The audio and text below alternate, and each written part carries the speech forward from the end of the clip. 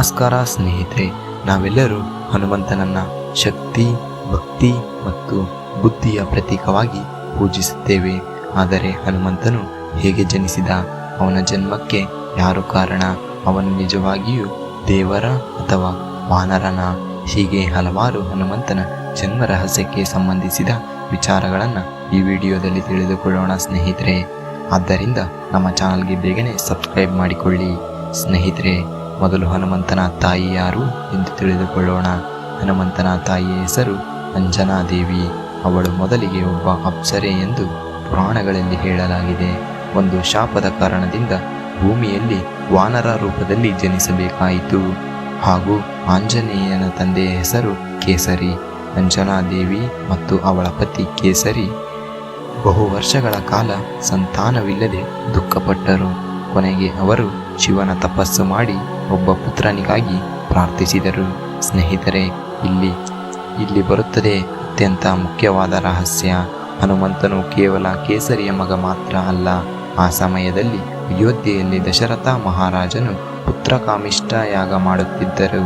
ಯಾಗದಿಂದ ಬಂದ ಪಾಯಸವನ್ನ ದೇವತೆಗಳು ರಾಣಿಗೆ ನೀಡಿದಾಗ ಅದರ ಒಂದು ಭಾಗವನ್ನ ವಾಯುದೇವನು ಹೊತ್ತುಕೊಂಡು ಹೋಗುತ್ತಾನೆ.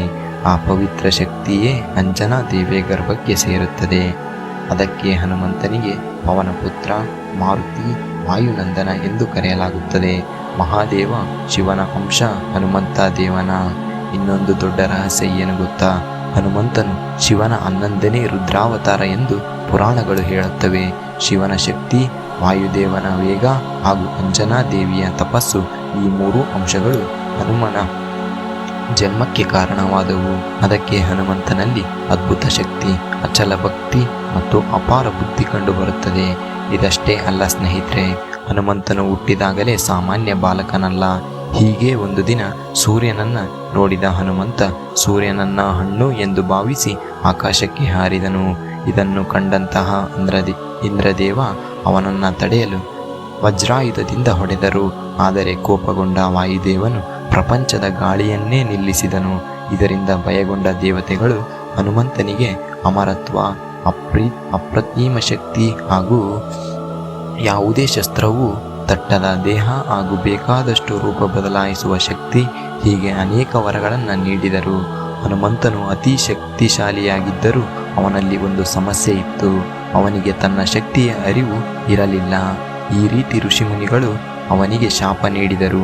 ಸರಿಯಾದ ಸಮಯ ಬಂದಾಗ ಮಾತ್ರ ನಿನ್ನ ಶಕ್ತಿ ನೆನಪಾಗಲಿ ಎಂದು ಶಾಪ ನೀಡಿದ್ದರು. ಸ್ನೇಹಿತರೆ, ಅದಕ್ಕೆ ಲಂಕಾ ದಹನ ಸಮಯದಲ್ಲಿ ಜಾಂಬವಂತನು ಹೇಳಿದಾಗಲೇ ಹನುಮಂತನ ಶಕ್ತಿ ಹೊರಬಂತು.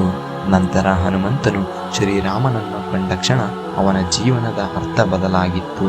ಅವನ ಶಕ್ತಿ ಸೇವೆಗೆ, ಬುದ್ಧಿ ಧರ್ಮಕ್ಕೆ, ದೇಹ ರಾಮ ಕಾರ್ಯಕ್ಕೆ, ಹೀಗೆ ಅದಕ್ಕಾಗಿ ಇಂದಿಗೂ ಹನುಮಂತನು ಚಿರಂಜೀವಿ ಎಂದು ನಂಬಲಾಗುತ್ತದೆ.